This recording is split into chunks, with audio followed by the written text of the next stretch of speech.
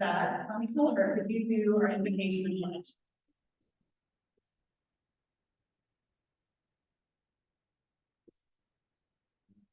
Welcome, everyone. If you bow your heads for invocation, please. We're grateful, our Father, for the privilege of training ourselves for service. Give us open minds, clear understanding, a steady purpose, to make the most of our talents and to lead us through the fields of work where we can best serve you. In addition, we pray for Mr. Jim Brown, member of this club, who's lost his wife this past week. We pray that you comfort Jim, you be with him, and that his whole family will find some peace during this difficult time. Amen. Amen. Will you please rise?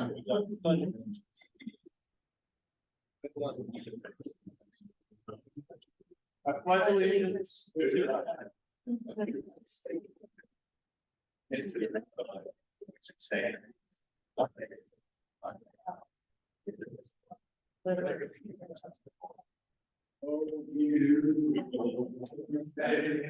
God, Lord, and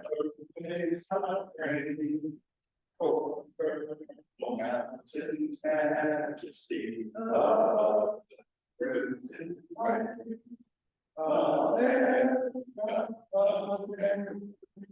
God shed his grace on thee, and round and run. Speak to our sea. Arching and all Rotary. Good job, Beach. Thank you. All right, thank you, Tommy. And we have quite a room full of guests today. So if this is your first time visiting, what we'd like to do is pass around the microphone to the guests and have y'all stand up, say your name, and what you do with your week and why, what brought you to Rotary. So we're going to start with you, Ray.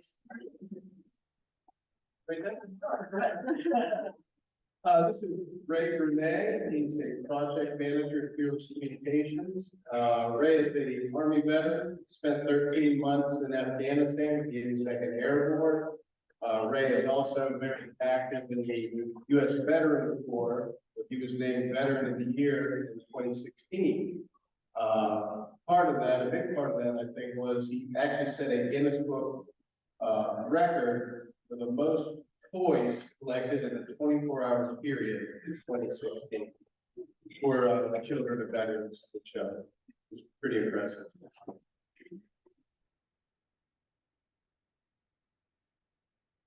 Ray, thank you for visiting. Thank you for your service. Diamante, looks like you have a few guests. Hello, fellow Rotarians. I have two good friends of mine. Actually, a Mr. Matthew Warren, his wife right here, Miss Nicolette Warren. I'm actually one of his clients for life insurance. They are one of the managers of a PHP life insurance company, and they've been in the Cary area. Just to give you, they had some interesting facts. They're about to have a new little one pretty soon, so we just want to say congratulations and thank you guys for being here. Thank you. Just tell them a little bit. Matthew also is part of 82nd Airborne Division as well, Ranger. Thank you. Thank you for your service and congratulations on anything you around. All right, I think that's all the guests at this table. Yep, you and then Chris will go to you. I'm Chris Jones, Godfrey Jones Pools and Spas. We do outdoor pools and spas, outdoor living. We also do commercial work. I'm Chris Jones with Daniel Godfrey. Daniel Godfrey is actually a veteran. They were at the war, and we're here to be a part of the day today. Hey, I'm Daniel. Part of that meeting. Yes, I was the Lower Desert Storm. And that's it. All right. Thank you guys. Thank you again for returning second visit and thank you for the service as well. Okay, I think we have another guest with us here. Vinny. Yes, John, you want to introduce? Yeah, I'm happy to introduce a friend of mine who is also a friend of the Veteran Life Center. His name is Ben Baresi, and he is going to be providing the food for the barbecue this coming Saturday. On top of that is a Marine Corps veteran.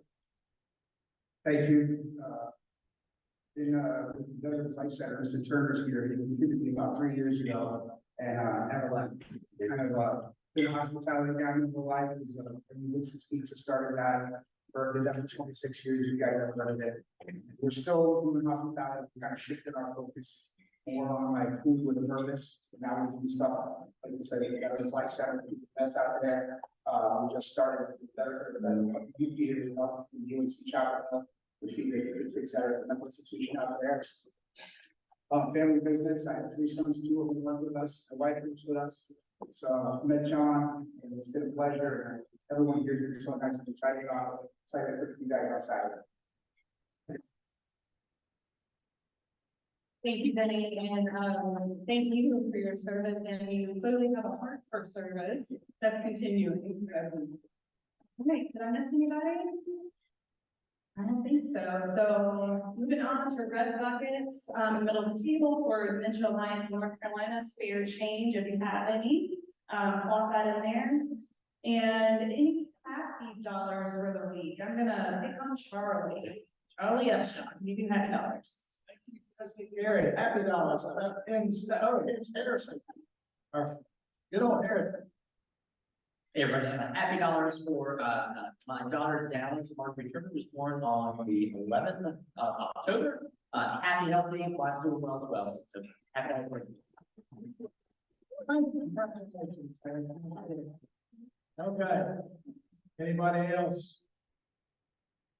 Everybody's happy on Monday. Oh, Jim, your past president here.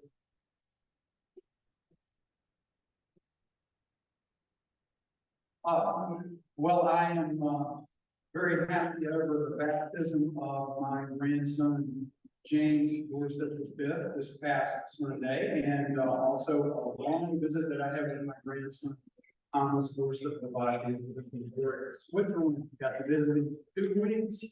Why you haven't seen me for a while, and I'm also happy to get back here with this one board and to hear Kirk one speak today. Oh. Anybody else? Thanks very much, President Gary.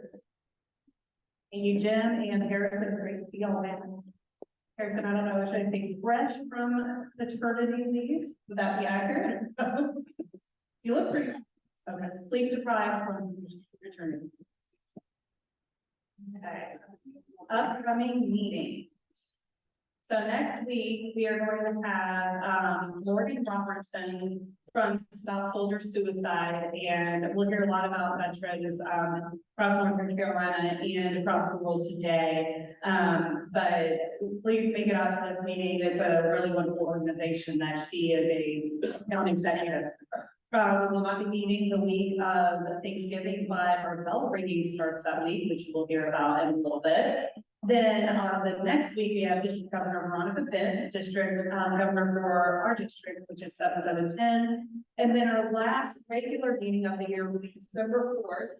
And that will be Dr. Benjamin Reading from NC State, and he's going to talk about North Carolina fisheries. It's going to be a fantastic talk. He's going to talk about food security in our area and all about just really local things having to do with our fisheries.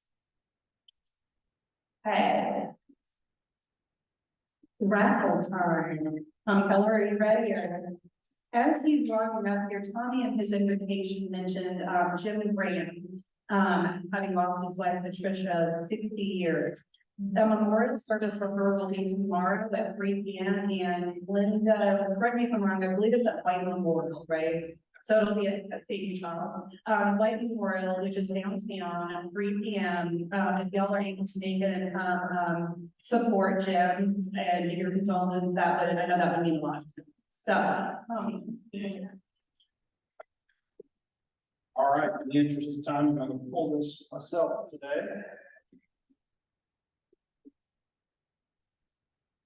All right, here we are. We've got 800-2510.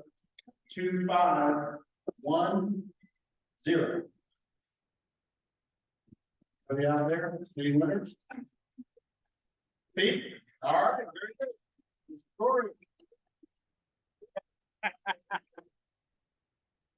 That is the third week in a row. So he comes back from England and then every week he wins the raffle. We need to buy more raffle tickets, people, so we knock him off his throne. Okay, barbecue, or, fundraiser time, Leslie Oliver.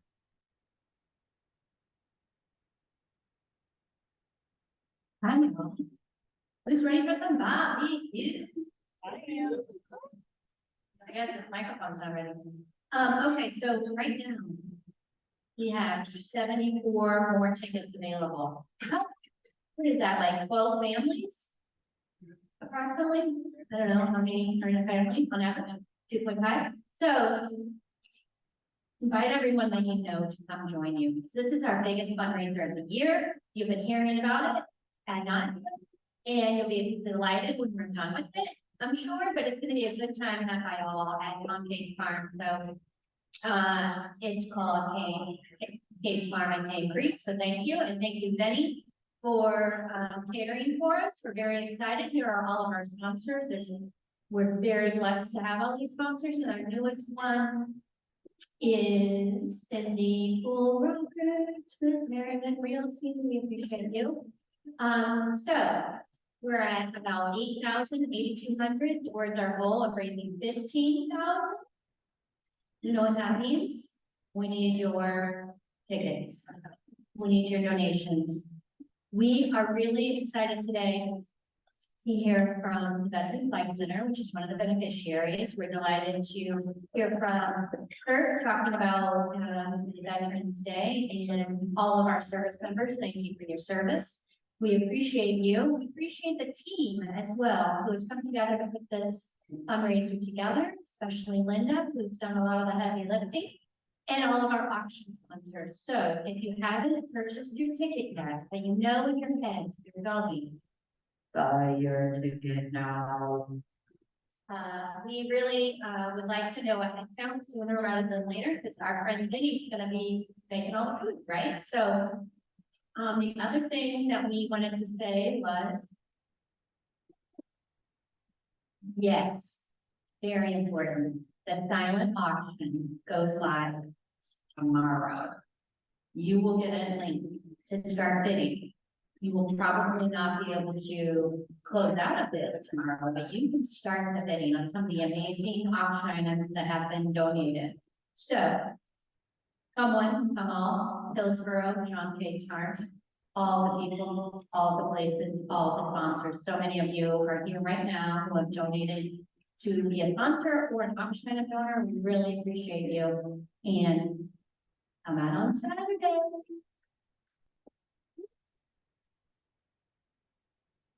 Thank you, Leslie. Leslie will not be able to be here on Saturday, so let's give her a round of applause for collecting all those wonderful donations.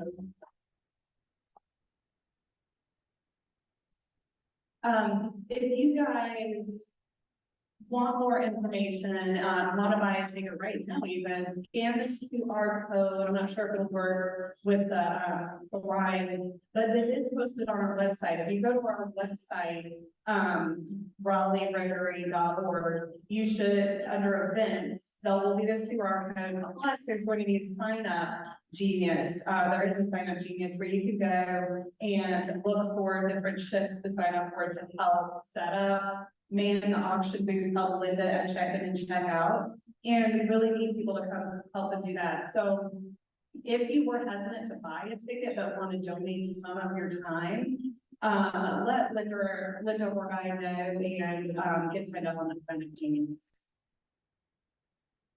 So service time, our intrepid service chair, Richard Everett, is not here today. But we do have a service project coming up in November. It's with No Woman, No Girl. And that's going to be on Saturday, November 18th from 10 to 1 p.m. And looking for people, 10 people total. So there's going to be 2 different time segments, 10 to I think 12, and then 12 to noon or 11:30 to noon. That's going to help organize different supplies that have been donated to this wonderful organization. And what they do is They supply, necessities to women that would not be able to afford things like deodorant, shampoo, et cetera. So this will really help them inventory what they've got, and it's a great kind of low-lift service project for November. Then, Bill Moore, where are you situated? Here he is. Not Henry Summers. Thank you. Thank you.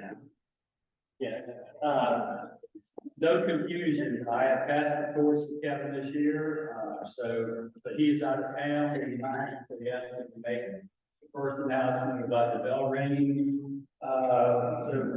Actually, they call it the Red Cat campaign, so, the Salvation Army. It'll be starting on November the 27th, which is the Monday after Thanksgiving, we'll run to Saturday before Christmas. So we won't be there Christmas Eve, Saturday before. Monday through Saturday, the times normally are 10 to 8, 1 hour shifts. So we are Kevin and Linda's finalizing the sign-up sheet. It should be available sometime this week. So I encourage you to start signing up. Be back at Walmart. And it's on New Hope Church Road, and we'll identify the door, which I think is on the left-hand side. Anybody new, first timers, who have any questions, please ask Kevin.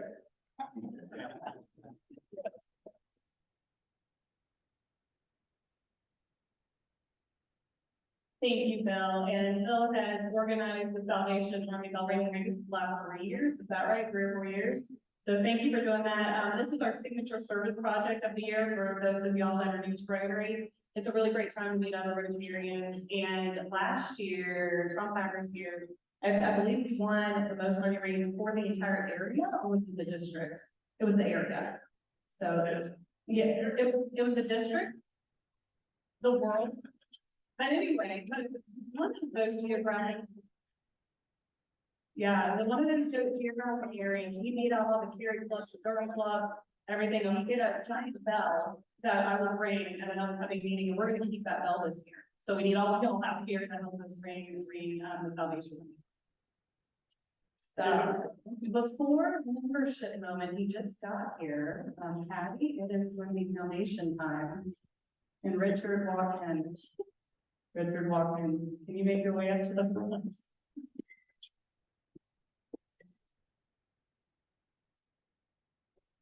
November is Foundation Month for Rotary International. We're very pleased today because they're able to present another Paul Harris Fellow. As you know, some months ago, we started a new program for members to make points that they have earned through their donations and be able to apply them to another member of the club so they can receive Paul Harris Fellow. And so Kerry has done that and awarded some of her points to give to Richard Watkins. Richard, as you know, has done so much for our club over the past few years and is well deserving Paul Harris Fellow. So we're very, very pleased to be able to present it to him today. Please greet our new Paul Harris Fellow.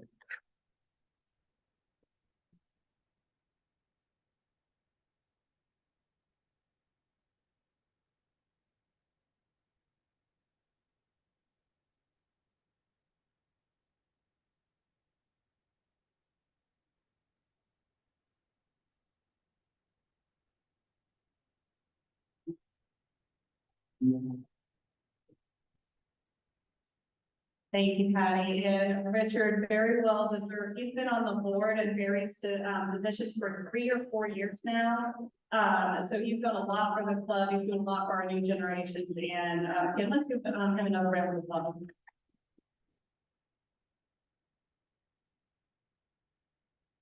And Patty mentioned that he's had several members that have contacted him about donating points to other members of the club for Paul Harris Fellows. So if you're curious about how many Paul Harris points you have, get up with Patty and he will, he'll either walk somebody through how to see it or he'll let you know the amount. So with that, it is one of Harris's signature membership times. Hello, everyone. Thank you so much for being here, guests. I hope that you find that this is not just a civic organization that does good work in the communities, but especially me saying this, for me and my wife having my daughter recently, this is a family, it's an extension of my family. And I think that members of this club would echo what I say, this is a huge family of people that love each other well, and love our community well. So I hope that you see that, as you come to visit. And if you haven't connected with me and you're visiting here today, please find me after the meeting. I'd love to shake your hand. So for that, if we get John as well as Sue to come up front, we have an induction today.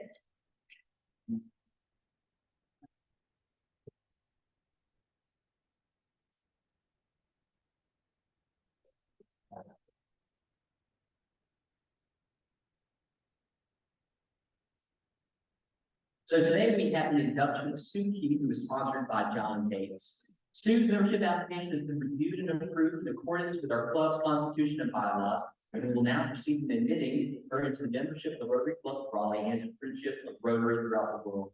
But first, we have a few questions for Sue. Question number one. Will you join us as we strive to live a life of service and blessing? Question number two. Will you join us in our activities for service projects and fundraising activities in support of our community? I will. And will you join us in supporting Rotary's efforts worldwide which focus on these 7 areas: promoting peace, disease prevention, providing clean water and sanitation, maternal and child health, basic education and literacy, economic and community development, and protecting the environment? And fellow Rotarians, will you join me in fostering and supporting Sue as she joins us in our pursuit of adding value to our communities through service well itself? If so, please say I will. Beautiful. And with that, John, if you will provide Sue with her, Rotary number. Where that would apply, and Rotary Club Raleigh, would you please join me in welcoming Sue to the family?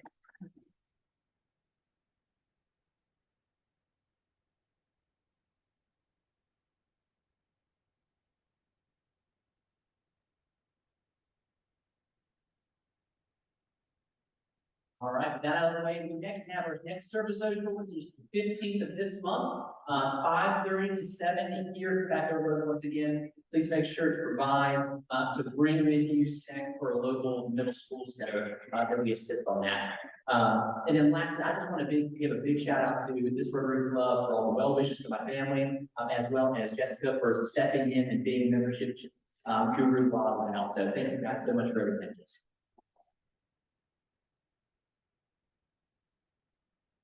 Thank you, Harrison. Okay, birthdays and anniversaries. I cannot see that very well. John Martin on the 3rd. Jim Dorset, thank you.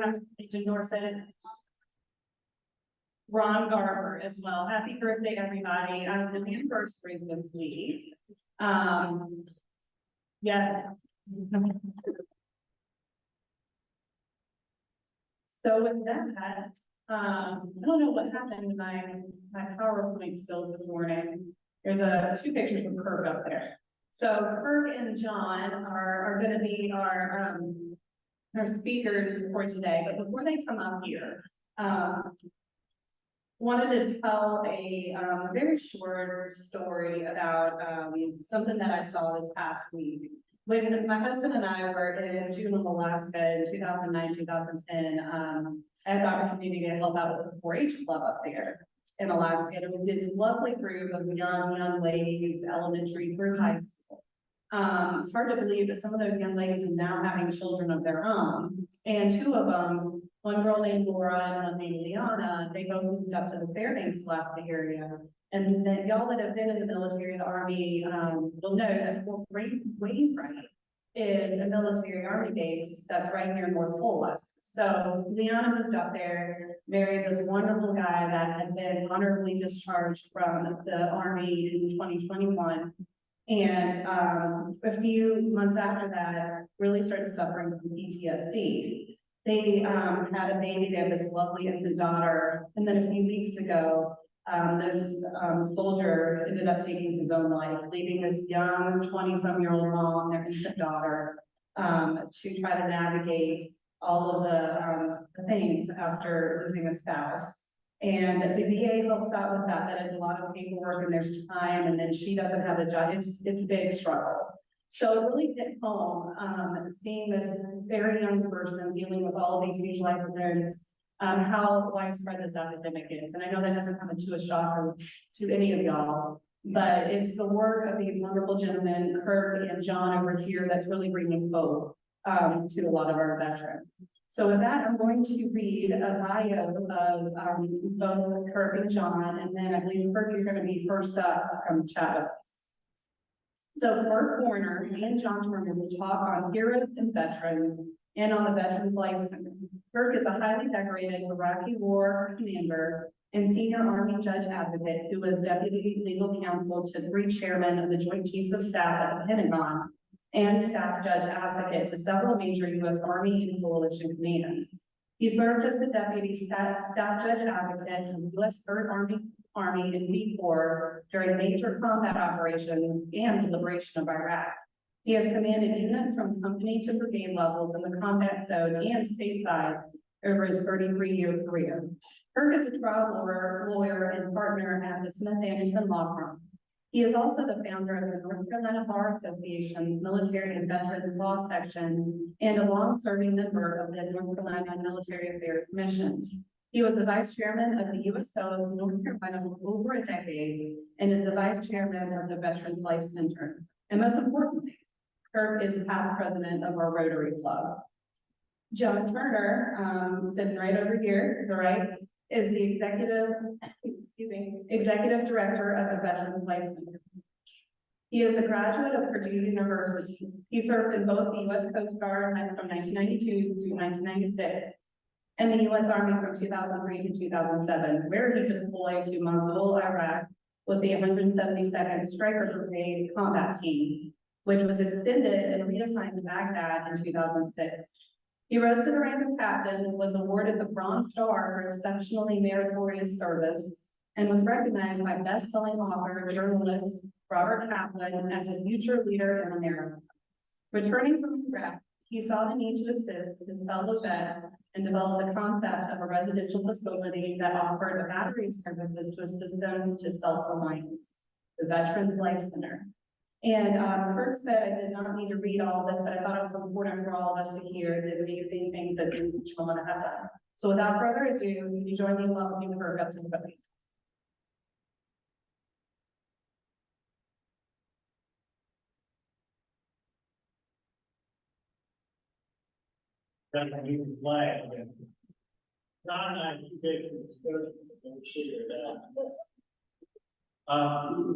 This is an interesting time in our nation's history. You know, like during World War II, there were 12.5% of Americans were in the service. Now entering the service is 0.4%, which is 4 out of 1,000 young men and women entered the service. Pretty amazing. The veterans today are a shrinking world. In North Carolina, we have a remarkable almost 700,000 veterans alive today in North Carolina. So veterans in North Carolina matches with our 120,000 active and reserve troops serving here in North Carolina. So Veterans Day is a big day. And I wanted to, okay. I'll just tell you when to move it forward. Keep it there for a while. I want to give you this, which I think is a fascinating photo. This on an evening in Philadelphia in December of 1829, a young Philadelphia portrait painter named John Nagel set off on a snowy night in the city. Streets were empty, but he ran across an old man huddled under a makeshift shelter trying to keep out the snow. He might have kept walking, but he said, no, this isn't right. He started talking to him and the guy only spoke German. So he decided to take him home. He was just essentially, I found him much benumbed, but cold and scantily clad. His outer dress was ragged, his flannel and coat scarcely covered his naked body, and he had an apology for his shirt. All were in rags and strings. After finding out he was German, and he didn't speak German. He called the grocer neighbor to come over and interpret or translate, as they were sitting around a fire, which was important. There by the fireside, the artist learned that the guy's name was Joseph Winter. And Joseph Winter was something like 73 years old, although he didn't know for sure how old he was. He had come to Pennsylvania before the Revolution and settled in a German community near Bethlehem, where he worked as a weaver.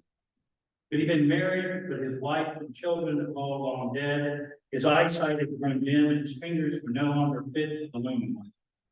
Unable to support himself, he had become a lone wanderer in a world evincing but little sympathy or feeling. He had learned something else profoundly.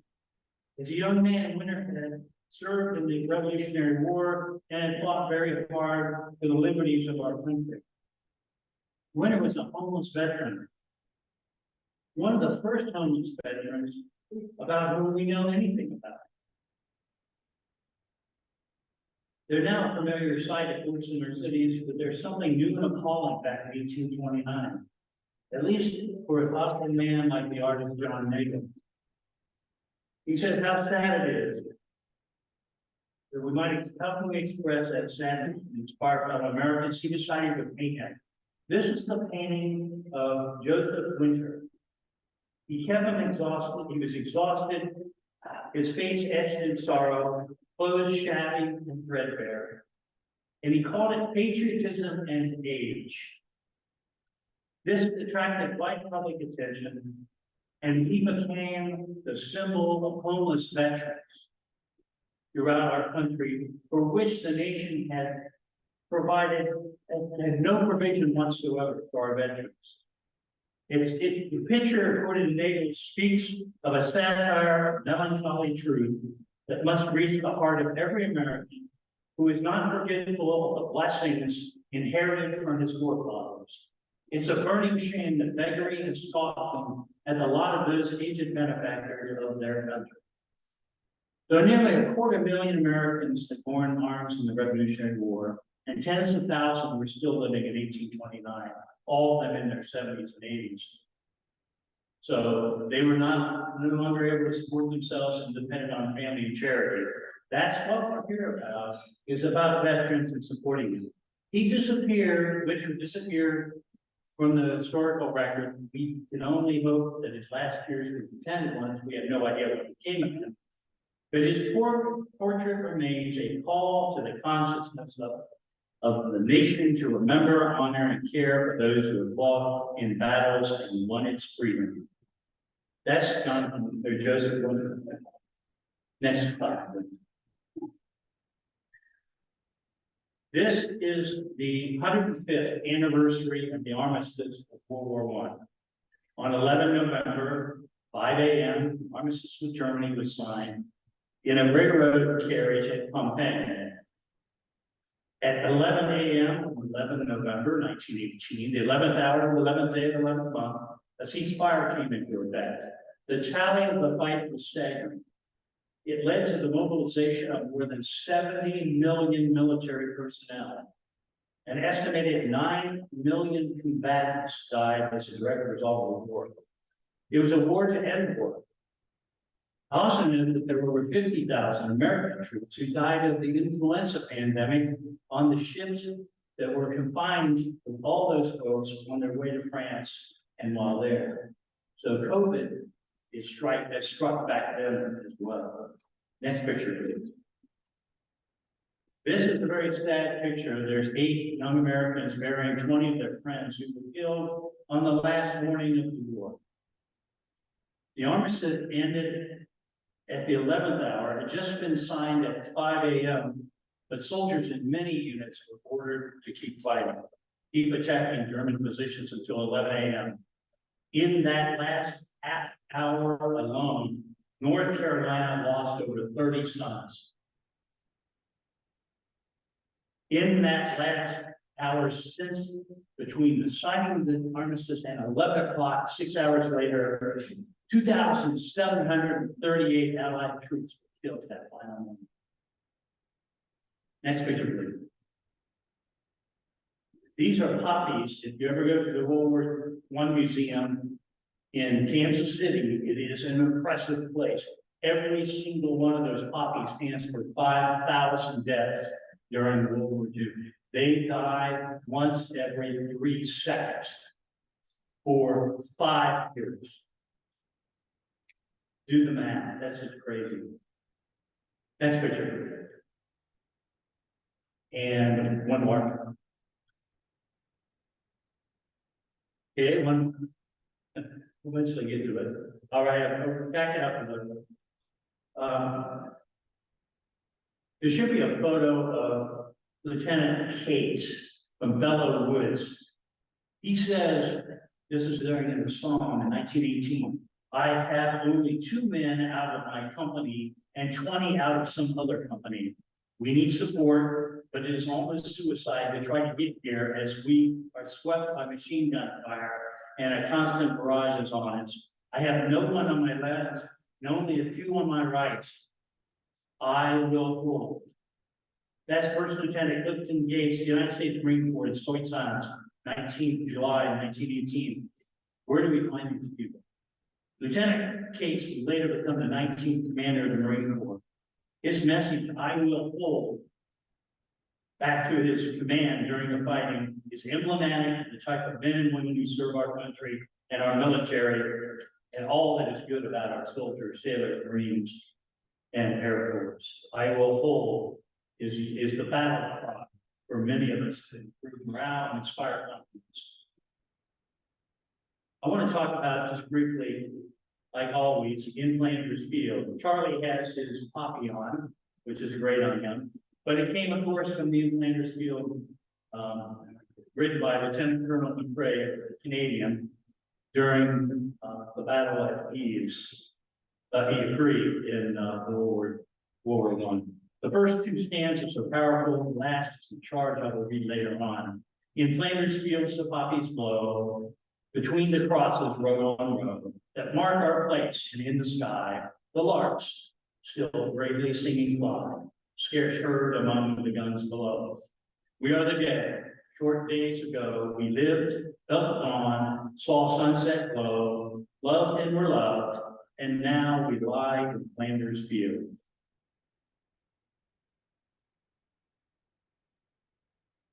Lieutenant Colonel Oliver North talked about the modern soldiers. These are the ones fighting in the war on terror that gone on in the 20th century, for which the Veterans Life Center is focused. 20th century warriors. He said, today's soldiers, sailors, airmen, and Marines are remarkable and we owe them plenty. He says the average age of the young Americans serving in uniform today is 20 and a half years of age, making him about 10 months older than his grandfathers who served in Vietnam. He's a high school graduate. He's a volunteer. He's brighter, better educated, better trained and led and equipped than any soldier, sailor, airman, Marine of any country in history. He goes to work wearing an 8-pound Kevlar helmet and a 45-pound flak jacket. And today in Kandahar, this was written a few years ago, it was 110 degrees. And he'll hike up those hills and down them without complaining. He's been taught chemistry, physics, ballistics, avionics, electronics, operate and maintain the most sophisticated weapon systems and equipment ever designed by the hands and mind of men. He can use his body like a weapon and his weapon like part of the body. He can take a life or save one because he has been remarkably well trained. When you see the images of these young soldiers and Marines huddled up in prayer before mission, they're not going out to play football. They're going into mortal combat, and they know that some of them are not liable to come back. They do it because they have faith. And they have faith in God, their country, their cause, their comrades, and their leaders. Did you hit the next slide? All right. We're going to jump to the U.S. Air Force about heroes, and then I'll yield the floor to John for the last 15 minutes. After huge losses during a bombing run to Schweinfurt, the fall of 1943, and what was known as Black Thursday in the 8th Air Force, this is World War II, of course, a story spread among the ranks and expressed their mood. It was about a solitary shot up B-17 limping home to England. Someone in the plane radioed the tower, "Hello, Lazy Fox.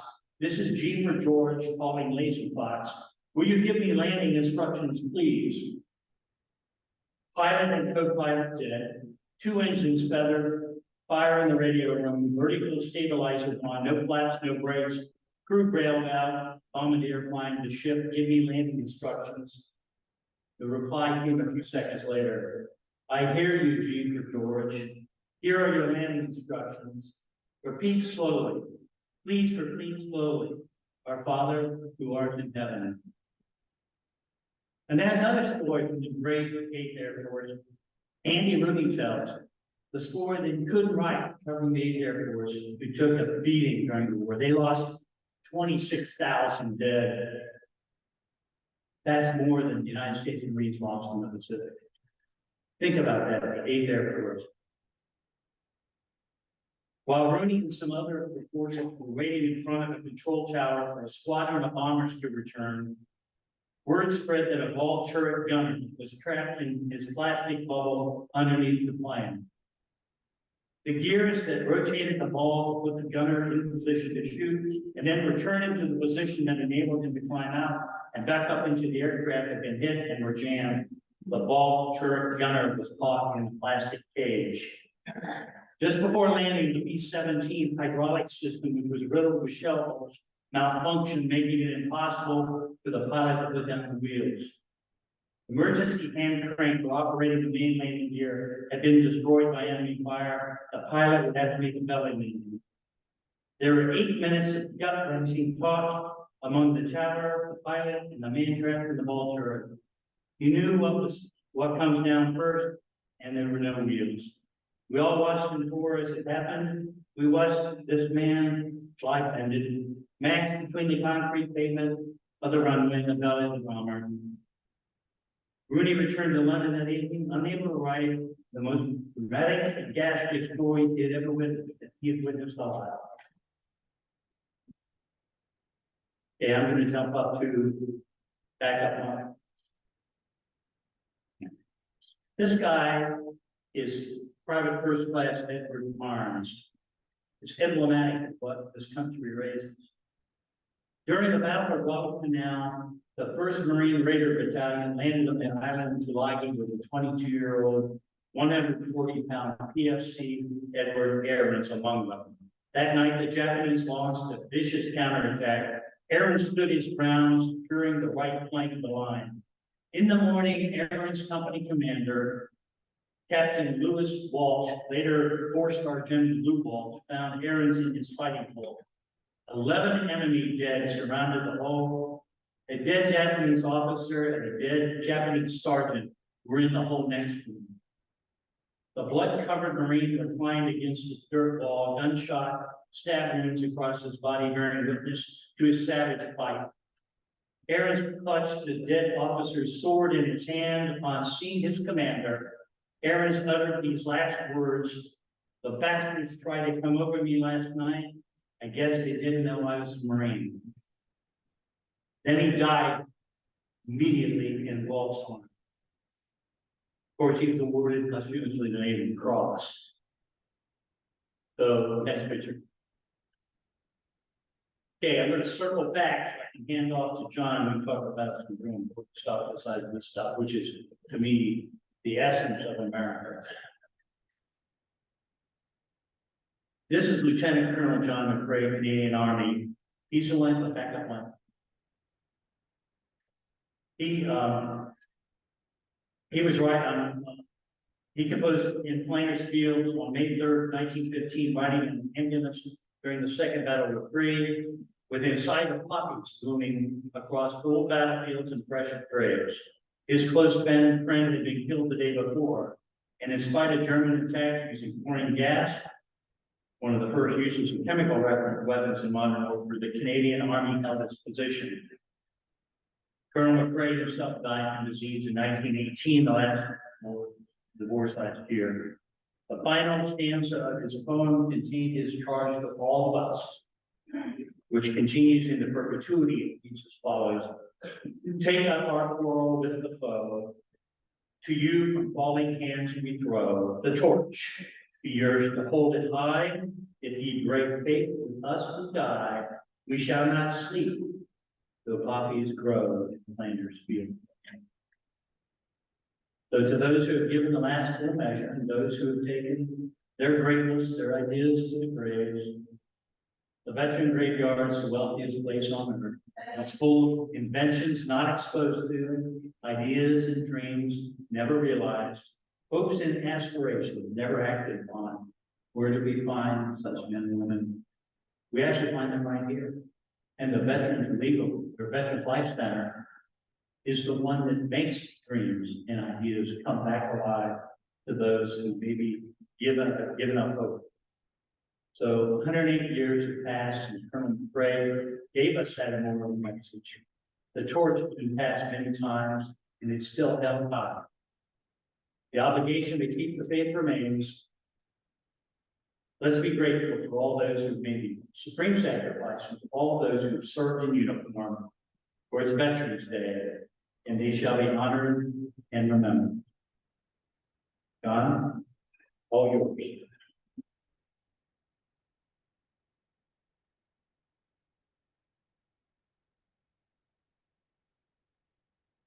I have a unique challenge today.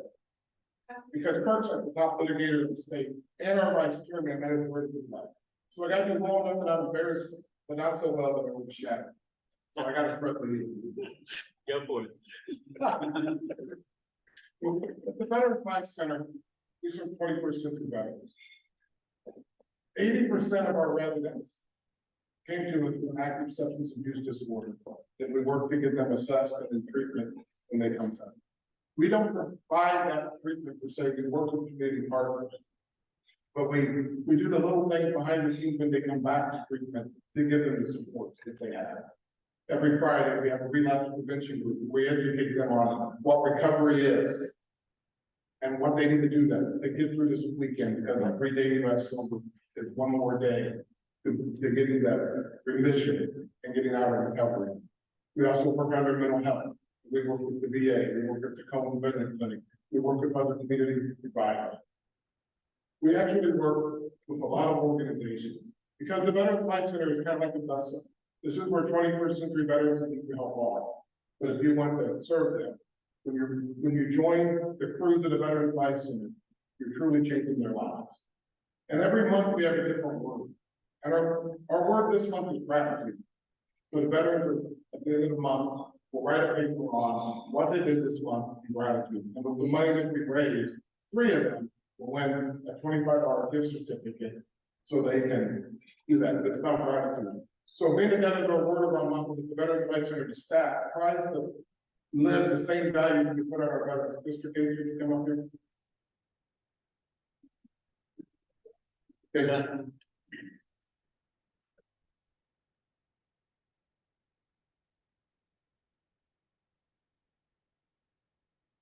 I met Mr. Page in May, 2 days after I just bought my way to a season football ticket. And then he brought him up to the center, we walked around the center, I asked him for a donation because I didn't, we probably yelled, and that is one of my roles. And he said, not only that, on Veterans Day, I have this farm, we'll bring the veterans out and we'll do that. And I said, well, we kind of plan that out in the morning, they go to a breakfast in town and then the afternoon they do that. So I don't know if we're gonna get veterans up. And he said, that's right, I'll have a fundraiser. And I said, bad, because I've already bought my tickets. And he said, but you don't have to be there. I'll still raise the money for you. The thing is, someone I rejected twice. But when we talk about the veteran meetings, this man is very resilient on raising money.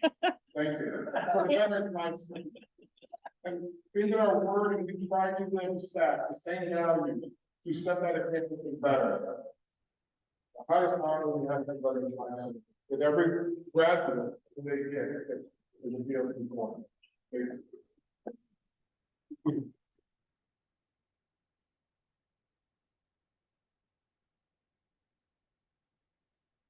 Look up there. After 3 years of serving veterans, we learned about the river of fear. The river of fear is something that successful people know how to cross. But people that have PTSD, anxiety, and with that they self-medicate, so they start doing drugs and alcohol. They forget how to cross that river. And they don't believe that success is possible for them. Some of them don't believe that they deserve that. So they'll come into the center, they'll start following our model in the first, so for some of them, the first 30 days of crop, but then they start to hit their stride. And then we notice about 90 to 120 days, it would implode, and we'd be like, wow, what went on here? So we would talk to them, and they would be like, well, I'm afraid of success. I haven't had it for so long. Do I deserve it? You know, in the past, I did this. And so we came up with the concept of the river of fear. And if you see with that river, if you jump in it, you're gonna drown. You're not gonna swim across. You're gonna have to build a bridge. But one of the things that all of you in this room know, that's why I'm here today to ask for your support on Saturday. Anyone that is successful, ask people for help. And as we talk about, it's not just asking anybody, it's asking the right people for help. The only way you can build a bridge to cross the river of fear is by asking people for help. And you have to have 3 pillars. So, the next one. So there's the Veterans Life Center. And for what we provide support, encouragement, and determination. But in order to be successful, you must be resilient and determined. Success can be achieved. It can be given, and it's never done alone. But you have the river of fear. On one side, you have self-sabotage. That's returning to you, skipping groups, finding an excuse to quit. But on the other side of the river is success. And once you learn to cross the river, we're all gonna come, no matter who we are, we're all gonna come to points in our life where the day isn't perfect. I'm sorry. And the day isn't perfect, and we have challenges. But if you know how to cross the river, when you get to that river, you're gonna be able to continue to cross the river and become more and more successful.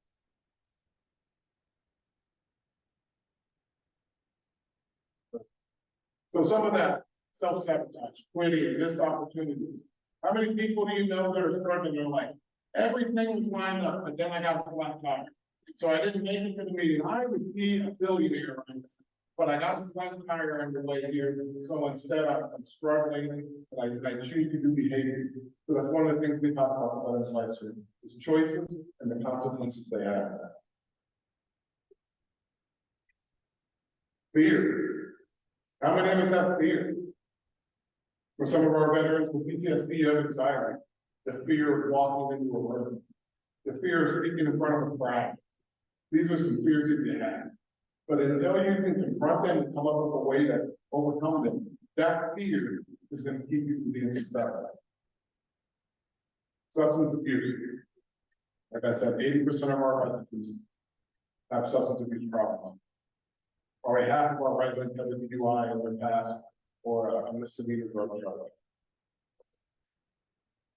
Mental health, PTSD, PDI, the great mystery. And if you turn on the news, everybody wants to talk about PTSD, or they throw in a little traumatic brain injury.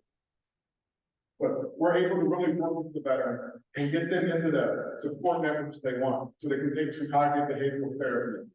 So they can go to Durham and they get in the oxygen tank and do what they call dives. Help them do that. We coordinate to make sure that they get the help they need to address their mental health. So they're no longer undiagnosed and untreated, but they now have a diagnosis and they have a treatment plan and how to overcome that.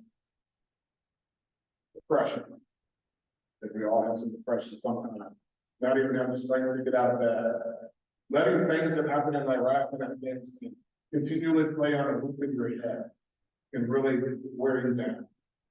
You've been to Iraq and Afghanistan. Sometimes you did things over there that made sense at the time. They talk highly about the and Robert Kaplan writing about it. Unfortunately, one of the lines in the book was, we have got to do with something. And I said, well, we're gonna have to put snipers in because we just have to kill people.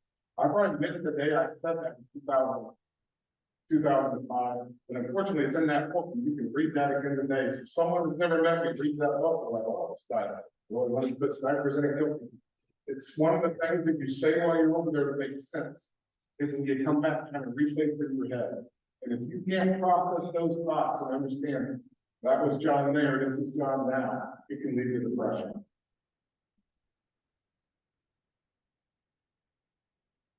Self-esteem. I got a lot of self-esteem.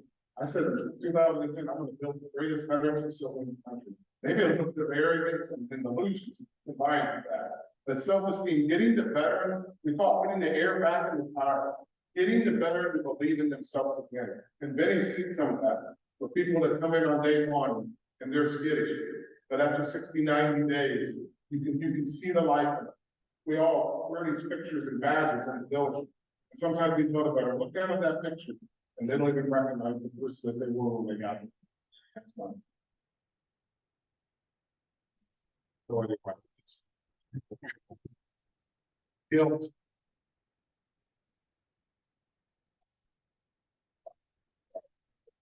Success. Success is what we focus on Veterans Life Center. We don't focus on you have PTSD, we don't focus on your TBI, we don't focus on your addiction. We focus on, we believe you can be successful. Every resident here, we told you to come in. We would not have brought you in if we don't believe you can be successful. But in order to be successful, we think there's 9 important words. The first is a 3-letter word, PIT. And that's where a lot of them are, they get there, they're down in the pit. But what does PIT stand for? Number one thing we ask them is, what is your purpose? We can't do anything to help you get to success, so we know what your purpose is. So we can then lay out a plan to do that. Identity. Who do you want to become? Tell me what your life's gonna look like in 5 years. You're gonna realize we're asking this to people that are probably homeless, probably just got out of a detox and are getting ready to go into social security care. And we're saying, tell us what your life is gonna look like in 5 years. Does your yard have a fence? What kind of car are you driving? How big is your house? What relationships do you have? But once we know that purpose and identity, then we can ask the question, what training do you need? That training could be vocational, that training could be life skill, that training could be mental health care or physical health care or behavioral health care. But what training do you need? And then we build that list. And then once you're out of the pit, you need a GPA. First thing is a goal. Let's take those 5 things: your physical health, your mental health, your behavioral health, your education, and where you want to go in life, and let's craft a goal. And goals are great, right? That's better than a dream. Everybody talks about goals. But they leave out this next part of the goal. There's nothing without a plan. And at the Veterans Life Center, the heart of what we do, the center square is the individual veterans reintegration plan. We have our 9 words, the center of all of that plan. You can have all these things, but without a plan, you're not going to do that, because that plan means you have now committed to doing something. But one of the reasons you need other people to help you, because when you have a plan, the next thing you need is accountability. And I would say most of our veterans, we're probably doing 80% of the accountability when they just get there. We do random breathalyzers on the veterans every night. We do random drug tests. I'm proud to report, and Benny is there who knows this, 95% of our random drug tests pass, when 80% of our residents came to us with the substance abuse issue. 98% of our breathalyzers. But that doesn't hold that accountability until the veteran gets to the part where they can switch that. And 80% of the accountability is on them. But they know from going to NA groups and going to relapse prevention, employees need to have someone else to be accountable to. Perfect report. That's it. But once you have a purpose and identity, and then you have a great GPA, you're gonna need a CPA, right? I'm sure most of you here have a CPA. So what does the C in CPA stand for? Consistency. One of the things that makes you successful is being consistent every single day. It's one of the foundations of trust. If you invite someone to come speak, you have to hope they're gonna show up, right? But if you have people who are like, oh, he comes sometimes, he doesn't ever, you're probably not gonna get invited. The same with employment. Being consistent at every day is how you go from addiction to sobriety, to recovery, to remission. That consistency. And one of the things that we talk about consistency is every day we want to get better. So what would have been acceptable 2 months ago isn't today. Every day we turn the wick up a little bit more. Because if you've ever made sweet tea, the hotter you get the water, the more sugar you can put in there. So the hotter we get the water, the more sugar or success we can get into this person. But after consistency, preparation, we joke with the veterans, but it's true. And I'm sure it's true for a lot of you. Kirk and I put together slides today, put on this presentation. Someone, oh, we just didn't show up here and be like, hey, we don't mind having a program meeting, and can you do that? Someone ordered the food. If you do not prepare, you're not going to be successful. It could be as simple as laying out your socks and your clothes the night before and knowing where your car keys are. So in the morning when you get up, you can find your keys in your wallet so you can go to work. But preparation is one of the great things. So when you have a purpose, you have an identity, you have training, you have a goal, you have a plan, you have accountability, you have consistency and preparation, you get to achieve it. And let's talk about the 3 short years we've been open, some of the achievements of the Veterans Life Center. We currently have 12 residents in both Advanced Federal Community College that are on the lease list. We have 4 residents that went from homeless to homeowner. And let's talk about that word, homeless. Homeless and unhoused are 2 different things. There's other programs out there that I guess would be competition with us. They take a homeless person and they say, here is an apartment. You are no longer homeless. But that's not true. They have. You are homeless when you don't have a home. No, they don't have a permanent lease, and we don't want them to stay in the Veterans Life Center for 5 years. We'd like for them to stay there about 12 to 18 months to truly rebuild their lives. They are home because there is some place where everyone has genuine concern for them, from the staff to the volunteers to the contractor. Somewhere where it is safe. We have 24-hour security. We have cameras. We have baggers, so you can only go to certain parts of that. But we also have people from the community that come in. And if any of you specialize in this field, let me know. You can gladly come in and teach your class on life skills, on financial literacy. You can make $200,000 a year and be bankrupt. I've heard that. I haven't made $200,000 a year yet. I can look into that. Or you can make $50,000 a year and retire as a millionaire. Understanding how to make your money work for you. Otherwise, the veteran gets a job, but if you don't have a home for all those dollars, they might end up back at the liquor store or back in the drug dealer's hands. So life skills, financial literacy, how do we interview?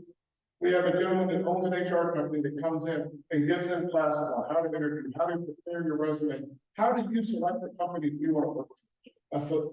A successful person sets a goal and says, I want to work for one of these 3 firms that goes out there.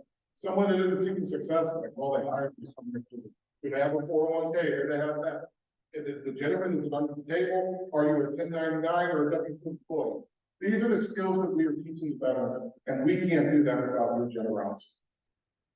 So as we talk about the Veterans Life Center and the successes that our residents are having, it actually isn't because of myself and staff. It's because people in North Carolina and me. The General Assembly just passed the budget. And yes, we were one of 9 veteran organizations that got some money out of the budget. But with Kirk's blessing, we went to the General Assembly a little different. Others should be like, we would like $1 million, we would like $500,000. We said, would you give us a challenge? If we raise $750,000 for the state match, we're the only veteran nonprofit in the state that has a challenge grant with the state of North Carolina. Just like our veterans, we're not looking for a handout, we're looking for a handout. So if your donations, that money is matched by the state. So if you give us $15,000, it turns into 30. Or if you give us $1, it turns into 2. It is an amazing thing, and it's something that we are very proud of. It's a lot of work. That the month of June, sometimes we're a little bit short. So Kirk, we put a lot of work in, but I want you to know we started out about $150,000 short on June 1st, and we ended up about $15,000 worth of match on June 30th. Because when people hear about us and you allow people to be part of the team, they join. Because you can watch the news and I realize it's a divided country and a lot of craziness right now. But I believe that everybody in America really values the men and women that serve in Iraq and Afghanistan. And if you want to make a difference in someone's life, please donate to the Veterans Life Center. Thank you.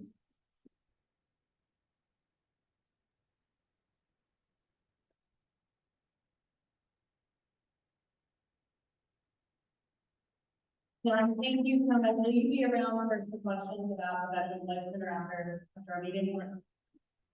Okay, yeah, he said, I love talking about Veterans Life Center.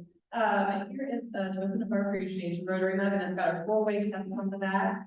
Thank you so much for what you do and what you do for the Veterans Life Center and our veterans in North Carolina.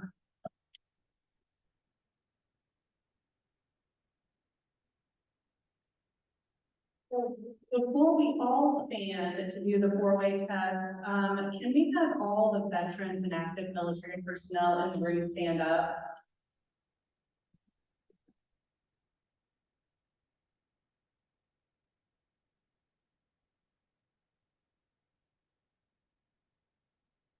Thank you. Keep on meeting. And after the meeting, if you all don't have to jet out, could you all come over here in between the 2 flags just for a quick picture? Thank you. So with that, everybody, can you all rise and repeat after me for a test? And the things we think, say, and do, is it the truth? Is it fair to all concerned? Will it build goodwill, better friendships? Will it be beneficial to all concerned? Remember the fundraiser this weekend. Use George.